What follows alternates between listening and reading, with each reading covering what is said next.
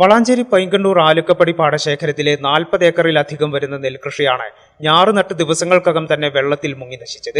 ദേശീയപാത റോഡ് നിർമ്മാണത്തിലെ അശാസ്ത്രീയത മൂലം വെള്ളം ഒഴുകിപ്പോകാൻ സൗകര്യമില്ലാത്തതിനാൽ 5 ദിവസത്തോളം വെള്ളം പാടത്ത് കെട്ടിനിന്നതാണ് കൃഷി നശിക്കാൻ കാരണം. പറിച്ചു നട്ട് 5 ദിവസമായപ്പോഴേക്കും മഴയെത്തുകയും അതിശക്തമായ മഴയിൽ വെള്ളം കെട്ടിനിന്ന് ഞാറ് ചീഞ്ഞു പോകുകയും ചെയ്തു. നല്ലൊരു ഭാഗം ഞാറ് വെള്ളം ഇറങ്ങി തുടങ്ങിയപ്പോൾ വെള്ളത്തിനൊപ്പം ഒഴുകിപ്പോയതായും കർഷകർ പറയുന്നു.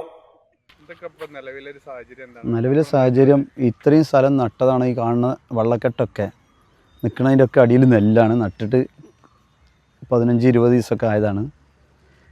ഒരു മാസമായതുകൊണ്ട് എല്ലാം പോയി എന്ന് തന്നെ കാണാം. അങ്ങനെ തന്നെ പറയാം, എല്ലാം പോയി. എന്താ വാക്കാ, പോയി എന്ന് തന്നെ പറയാം.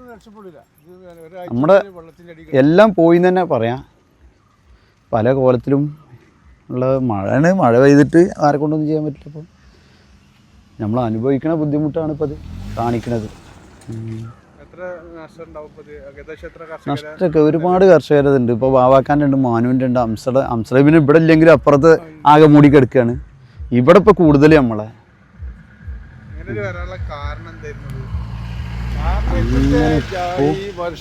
വർഷത്തിൻ്റെ കൂടുതലിൻ്റെ പ്രശ്നമാണ്.